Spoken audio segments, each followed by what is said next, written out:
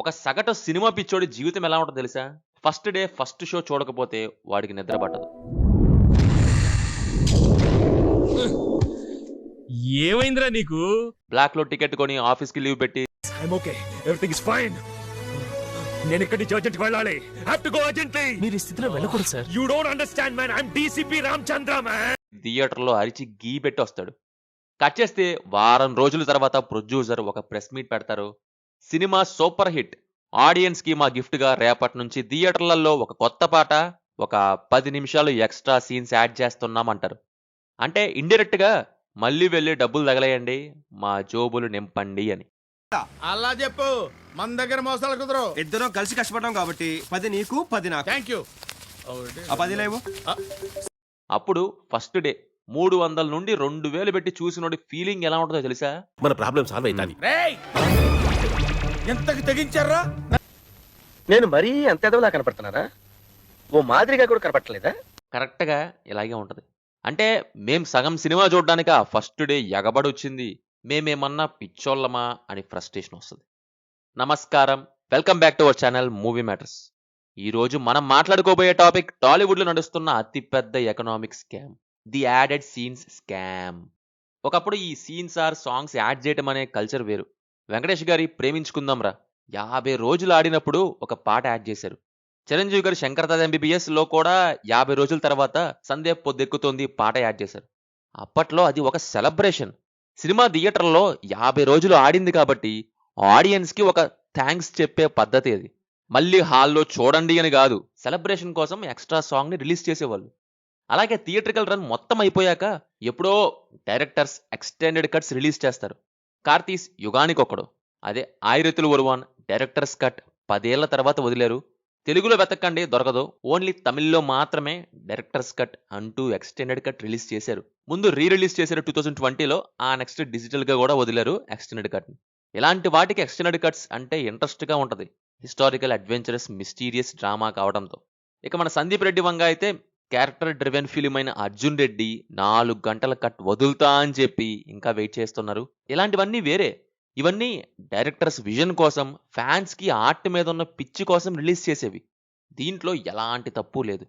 In fact ఇలాంటి వాటికి added scenes or extended or director cuts అంటే సూపర్ ఉంటది. Because story driven and character driven కాబట్టి ఆ వరల్డ్ కానీ ఆ క్యారెక్టర్ కానీ ఎగ్జైట్ చేస్తాయి, మాట్లాడే చిన్న చిన్న విషయాలైనా సరే. కానీ ఒకానొక టైం నుంచి టాలీవుడ్ లో ఒక ట్రెండ్ నడిచింది, అదేంటి తెలుసా? Added scenes scam. ఇది వ్యాపారం. Commercial milking. సినిమా బాగాలేకపోతే నెగిటివ్ టాక్ కవర్ చేయడానికి సీన్స్ యాడ్ చేయటం, సినిమా సూపర్ హిట్ అయితే కలెక్షన్స్ లో ఇంకా జ్యూస్ పెండడానికి, ఫ్యాన్స్ జోబులు ఖాళీ చేయడానికి కొత్త సీన్స్ యాడ్ చేయటం. ఈరోజు ఈ వీడియోలో అలా ఎక్స్ట్రా సీన్స్ యాడ్ చేసి మూవీ టీం ఆడిన గేమ్స్ ఏంటి, ఆ ట్రిక్స్ వర్కౌట్ అయ్యాయా లేదా, కంప్లీట్ గా చూద్దాం. Let's get in to the video. ముందైతే మీరు మన మూవీ మ్యాటర్స్ ఛానల్ని సబ్స్క్రైబ్ చేసుకోండి అండ్ అలాగే బెల్ ఐకాన్ కూడా ఆన్లో పెట్టుకోండి. Chapter 1, the milking master class. మిర్చి అండ్ అత్తారింటికి దారేది. ఈ కలెక్షన్ మిల్కింగ్ స్కామ్ లో ఒక పర్ఫెక్ట్ బ్లూ ప్రింట్ పడింది ఎప్పుడంటే, అలా అలా అలా మీరు వెనక్కి వెళ్ళారనుకో 2013లో, ఫిబ్రవరి 8, 2013 కొరటాల శివ గారి డైరెక్టోరియల్ డెబ్యూ మూవీ మిర్చి రిలీజ్ అయింది. ప్రభాస్ కట్అవుట్ కి, ఆ ఫ్యామిలీ మిక్స్డ్ మాస్ ఎలిమెంట్స్ కి సినిమా బ్లాక్ బస్టర్. 40 కోట్లు ఈజీగా దాటేసింది. అంతా హ్యాపీ అనుకుంటున్న టైంలో కరెక్ట్గా రిలీజ్ అయిన నెల రోజులకి ఒక బాంబు పేల్చారు. సడన్ గా థియేటర్లో ఒక రెయిన్ ఫైట్ యాడ్ చేశారు. దాదాపు ₹1 కోటి పెట్టి తీసిన పక్కా స్టైలిష్ ఎపిసోడ్ అది. టెక్నికల్ ఇష్యూస్ వల్ల ఫస్ట్ ప్రింట్ లో కలపలేదు అని కవర్ చేశారు. కానీ అసలు బిజినెస్ స్ట్రాటజీ ఏంటంటే 50 డేస్ రన్ ని బీసీ సెంటర్స్ లో గట్టిగా నిలబెట్టాలి అని. ఫ్యామిలీ ఆడియన్స్ ఆల్రెడీ చూశారు, ఇప్పుడు ఆ ఫైట్ పెడితే మాస్ ఆడియన్స్ మళ్ళీ థియేటర్ మీద పడతారు అని స్కెచ్ చేశారు. మరి వర్కౌట్ అయ్యిందా లేదా అంటే ఎస్, పక్కాగా అయింది. వేసిన స్కెచ్ గురి తప్పలేదు, షూర్ షాట్ గా తగిలింది. ఆ ఒక్క ఫైట్ కోసం రిపీట్ ఆడియన్స్ ఎగబడ్డారు. సో మిర్చి 50 డేస్ రన్ కి ఎలాంటి డోకా లేకుండా పోయింది. నెక్స్ట్ ఇక ఇదే 2013లో జరిగిన ఇంకో master stroke Attarintiki Daredi. September 27న release. Piracy దెబ్బ పడ్డా కూడా ఎగబడి చూశారు. ఇండస్ట్రీ హిట్ పక్కా అని తెలిపోయింది. కానీ ప్రొడ్యూసర్ నుంచి మూవీ టీం వరకు అందరి టార్గెట్ ఏంటంటే మగధీరా రికార్డ్స్ క్రాస్ చెయ్యాలి. మామూలు స్కెచ్ కాదు. దీనివల్ల 5వ వారంలో కూడా హౌస్ఫుల్స్ పడ్డాయి. జనాలు కేవలం ఆ 6 మినిట్స్ లో అసలు ఏముంది అని చూడడం కోసం మళ్ళీ ₹50 నుంచి ₹100 పెట్టి థియేటర్కి వెళ్ళారు. మొత్తానికి మూవీ టీం అనుకున్న టార్గెట్ రీచ్ అయ్యారు, కలెక్షన్స్ బూస్ట్ అయ్యాయి. ఈ 2 సినిమాలతో టాలీవుడ్కి ఒక విషయం అర్థమైంది. అదేంటంటే కొత్త సీన్ యాడ్ చేశామని చెప్పు, జోబులు నింపు. ఇక్కడ మొదలైన ఈ స్కామ్లు ఎక్కడ దాకా వెళ్ళాయంటే chapter 2 the Koratala tradition and the clash combat. ఇక మిర్చి వర్కౌట్ అయింది కదా అని చెప్పేసి కొరటాల శివ గారు దీన్ని ఒక సెంటిమెంట్ లేదా ట్రెడిషన్ లాగా మార్చేశారు. ఆగస్ట్ 2015లో Srimanthudu release. Cinema super hit టాక్తో దూసుకుపోతుంది. అప్పుడు థర్డ్ వీక్లో మహేష్ అండ్ జగపతి బాబు మధ్యకు ఉండే కొన్ని ఎమోషనల్ సీన్స్, అలాగే విలన్తో ఉండే ఒక సీన్, ఇంకా రాజేంద్ర ప్రసాద్ ఫ్యామిలీ ఊరు నుంచి వెళ్ళిపోయే సీన్, ఇవి యాడ్ చేశారు. ఇక్కడ లాజిక్ ఏంటంటే శ్రీమంతుడు నాన్ బాహుబలి రికార్డు కొట్టే స్టేజ్లో ఉంది, దాన్ని ఏ మాత్రం డ్రాప్ అవ్వనివ్వకూడదు అని. సో ఫ్యామిలీ సీన్స్ యాడ్ చేస్తే ఫ్యామిలీ ఆడియన్స్లో రిపీట్ వాల్యూ పెరుగుతుంది అని లెక్కేశారు. దెబ్బకు వర్కౌట్ అయింది. వాళ్ళు అనుకున్న రికార్డ్ వాళ్ళకు వచ్చేసింది. హౌస్ఫుల్సే కాదు, డబ్బులు పెంచడంలో కూడా సక్సెస్ఫుల్. ఇది కొరటాల గారు ఆల్రెడీ మొదలెట్టిన ఒక మాస్టర్ స్కామ్ మళ్ళీ యూజ్ చేశారు. కానీ అసలు మైండ్ గేమ్ ఎక్కడ అంటే 2020 సంక్రాంతిలో చూసాం. అటు అల్లు అర్జున్ అలా వైకుంఠపురంలో, ఇటు మహేష్ బాబు సరిలేరు నీకెవరు. అదొక epic box office clash. First day సరిలేరుకి మంచి మాస్ రిపోర్ట్ వచ్చింది. మోస్ట్ క్రింజ్ ఎపిసోడ్ అయిన ట్రైన్ ఎపిసోడ్ కోసం ఫ్యామిలీ ఆడియన్స్ పరిగెత్తారు. కానీ నెక్స్ట్ డే రిలీజ్ అయిన Ala Vaikunthapurramuloo cinema songs and family వైబ్తో బాక్స్ ఆఫీస్ని ఊపేస్తుంది. దీంతో మనకు సరిలేరు అనుకున్న సరిలేరు మూవీ టీంకి మైండ్ బ్లాక్ అయింది. సెకండ్ వీక్లో ఏ మాత్రం ఎంగేజ్మెంట్ తగ్గకూడదు అని ఒక ప్లాన్ వేశారు.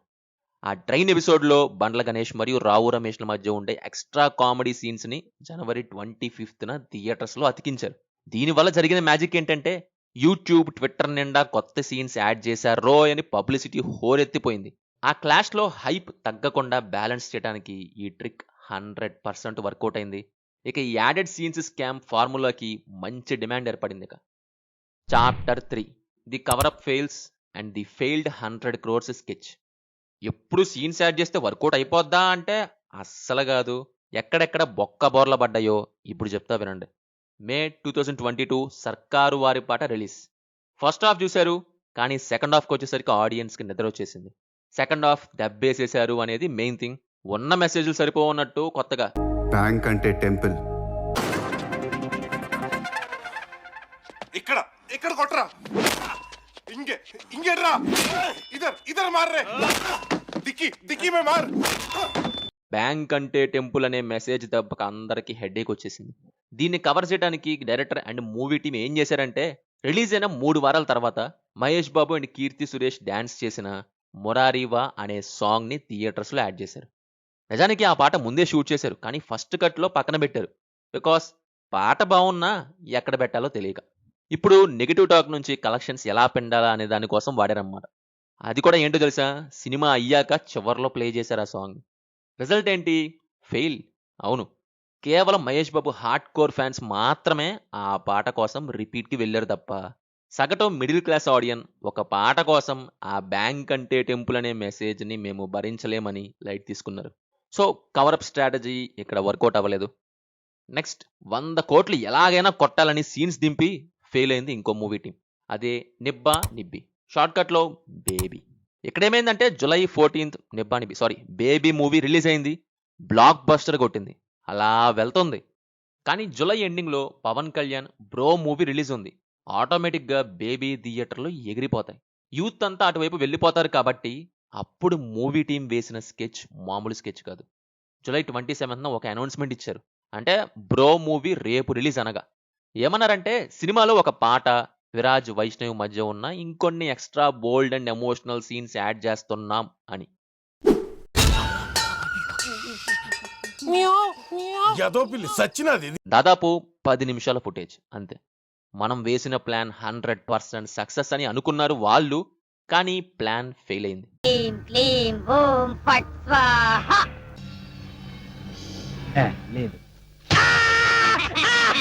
బ్రో మూవీకి థియేటర్స్ అన్ని వెళ్ళిపోకుండా అయితే ఎక్స్ట్రా సీన్స్ యాడెడ్ అనే పబ్లిసిటీతో ఉంచుకున్నారు, కానీ వాళ్ళు యాక్చువల్గా వేసిన 100 crores గ్రాస్ అనే ప్లాన్ మాత్రం జరగలేదు.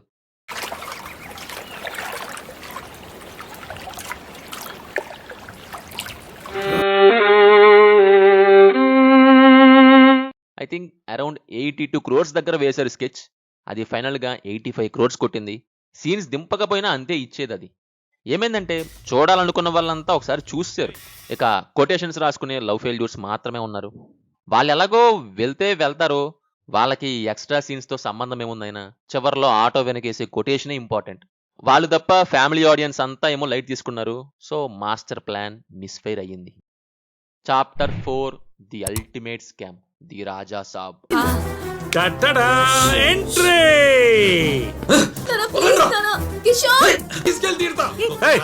నెక్స్ట్ నా సీన్ రావు కదా. ఉండవా, నేను సినిమాలో యాక్ట్ చేశానయ్యా.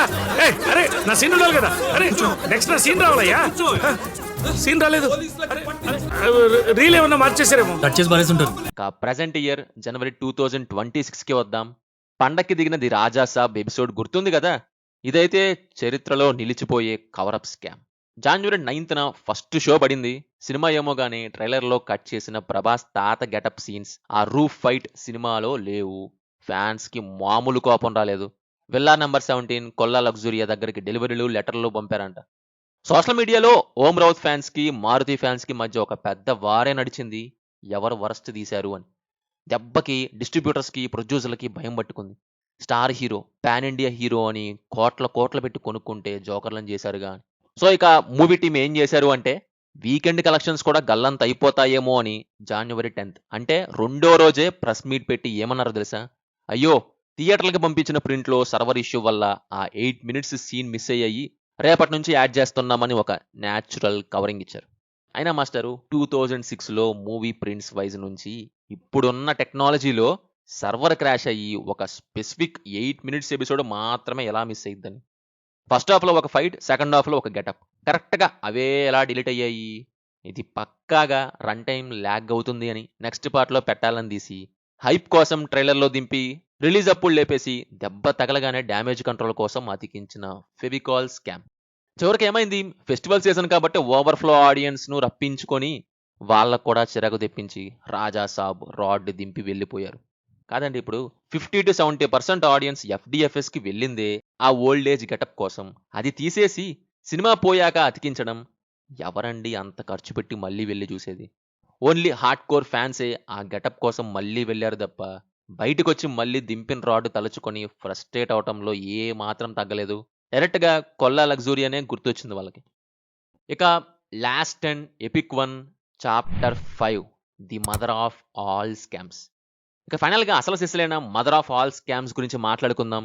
దీన్ని చూస్తే మనం పైన మాట్లాడుకున్న డైరెక్టర్లు, ప్రొడ్యూసర్లు కూడా వామ్మో ఎంత దారుణంగా కూడా డబ్బులు లాగొచ్చా అని షాక్ అవుతారు. అదే 2025లో జరిగిన పుష్ప 2 రీలోడెడ్ స్కామ్. అసలు పుష్ప 2 రిలీజ్ అయ్యి ఆల్రెడీ అక్కడ బాక్స్ ఆఫీస్ని ఎలా షేక్ చేస్తుందో అందరం చూసాం. That's the beauty in part 1. North నుండి సౌత్ వరకు కలెక్షన్స్ సునామీ సృష్టించింది. మైత్రి మూవీ మేకర్స్కి, సుకుమార్కి లాభాలు పంట పండింది. అంతా అయిపోయింది, రన్ కంప్లీట్ అయిపోయింది. ఇంకా అకౌంట్స్ క్లోజ్ చేద్దాం అనుకునే టైంలో లెక్కల మాస్టారు సుకుమార్ గారు బ్రెయిన్లో ఒక లెక్క వచ్చింది. సినిమా సూపర్ హిట్ కదా, డబ్బులు వచ్చేసాయి కదా, రన్ అయిపోయింది కదా అని వదిలేస్తే ఎలా? మన దగ్గర ఎడిటింగ్ రూమ్లో ఇంకా ఫుటేజ్ మిగిలిపోయింది కదా, దాన్ని వాడి ఎలాగోలా బాహుబలి 2 రికార్డులు లేపేయాలి, అప్పటిదాకా పెండాల్సిందే అని డిసైడ్ అయ్యారు. అంతే, సడన్ గా అఫీషియల్ గా ఒక అనౌన్స్మెంట్ వదిలారు, పుష్ప 2 రీలోడెడ్ అని. ఇది మిగతా వాటిలాగా 2 నుంచి 10 నిమిషాల స్కామ్ కాదు, ఏకంగా 20 to 23 minutes ఎక్స్ట్రా ఫుటేజ్ని యాడ్ చేశారు. ఇక్కడ ఫస్ట్ డే ఫస్ట్ షో 2000 పెట్టి బెనిఫిట్ షోలు చూసిన ఫ్యాన్స్ పరిస్థితి ఏంటి? అదేంటి నిన్నటిదాకా ఆ సీన్స్ లేకపోయినా పుష్ప రూల్ చేశాడు అన్నారు, ఇప్పుడు అసలైన రూల్ ఇదంటున్నారు. అంటే ఫస్ట్ డే నేను చూసింది డమ్మీ సినిమానా అని వాళ్ళకి మైండ్ బ్లాక్ అయింది. అది మరి ముందే తీసి కట్ చేసి ఆ తర్వాత యాడ్ చేసి వదిలిందో, లేక సోషల్ మీడియాలో అడిగిన క్వశ్చన్స్కి ఆన్సర్స్ కోసం కవరప్గా షూట్ చేసి అప్పటికప్పుడు వదిలేరో ఏమో. ఎందుకంటే చివరిలో చైన్ ఇవ్వటం అనేది పే ఆఫ్. అది చూసిన వాళ్ళంతా డిస్కషన్ పెట్టుకున్నాక ఆ సీన్ని అటాచ్ చేశారు. ఎందుకంటే సుకుమార్ లాంటి డైరెక్టర్ అది కట్ చేయటం అంటే మెహర్ నోలన్ ఫ్యాన్ కూడా నమ్మడు. మరి ఇంతకీ వేసిన స్కామ్ సక్సెస్ ఫెయిలా అంటే వాళ్ళు అనుకున్న ప్లాన్ ఏంటంటే తెలుగు స్టేట్స్లో హయ్యెస్ట్ అయిన RRR, ఇండియాలో హయ్యెస్ట్ అయిన బాహుబలి 2 వీటి రికార్డ్స్ లేపేయాలి అని. అందుకే మళ్ళీ FOMO, fear of missing out create చేసి చూసిన వాళ్ళని మళ్ళీ రప్పించాలి అని వేశారు. ఫ్యాన్స్ ఆ 20 మినిట్స్ ఏంటా అని వెళ్ళారు అంతే. బట్ మిగతా వాళ్ళ దగ్గర నుంచి ఎలాంటి రెస్పాన్స్ లేదు. వాళ్ళు వేసుకున్న పెద్ద స్కెచ్ అయితే ఫెయిల్ అయింది. So conclusion, who is the real loser? ఫైనల్గా ఈ ఎపిసోడ్లో కంక్లూజన్ ఏంటంటే, ఒక సినిమా రిలీజ్ అయిపోయిన తర్వాత యాడెడ్ సీన్స్ వేయటం వెనుక ఎన్ని ఎకనామిక్ క్యాలిక్యులేషన్స్తో కూడిన పెద్ద స్కామ్స్ ఉన్నాయో చూశారు కదా. హిట్ అయితే రికార్డ్స్ కోసం మిల్కింగ్, ఫ్లాప్ అయితే కవరప్ పేరుతో స్కామ్. కానీ ఈ మొత్తం స్కామ్లో బలైంది ఎవరో తెలుసా? ఎఫ్టీఎఫ్ఎస్ చూసే cinema lovers and hard core fans. Cinema lovers ఏమో ఎఫ్డిఎఫ్ఎస్ చూసి వచ్చాక ఎక్స్ట్రా సీన్స్ యాడెడ్ అనే న్యూస్ చూసి మరి నేను చూసింది ఏంటి అనుకోవడం, ఫ్యాన్స్ ఏమో హీరో కోసం యాడెడ్ సీన్స్ కోసం వెళ్ళడం. దీన్ని డైరెక్టర్స్ క్రియేటివ్ ఫెయిల్యూర్ అనాలో, లేక ప్రొడ్యూసర్లు ఇది వ్యాపారం అనాలో, లేక రికార్డ్స్ కోసం స్కామ్లు అనాలో మీరే డిసైడ్ చేసుకోండి. దీని మీద మీ ఒపీనియన్ ఏంటి? మీరు ఇలా ఎప్పుడైనా ఫస్ట్ డే సినిమా చూసి తర్వాత ఎక్స్ట్రా సీన్స్ యాడ్ చేశారని తెలిసాక మీరు ఎలా ఫీల్ అయ్యారు? కింద కామెంట్స్లో ఆ సినిమా పేరేంటో చెప్పండి, మనోళ్ళు కూడా తెలుసుకుంటారు. ఈ ఇన్వెస్టిగేషన్ ఎపిసోడ్ నచ్చితే పక్కాగా ఒక లైక్ వేసుకోండి. ఈ వీడియోని ప్రతి సినిమాల వరకు మీ గ్యాంగ్కి షేర్ చేయండి. ఛానల్ని సబ్స్క్రైబ్ చేయడం మాత్రం మర్చిపోకండి. This is Movie Matters signing off. Bye bye, జై హింద్.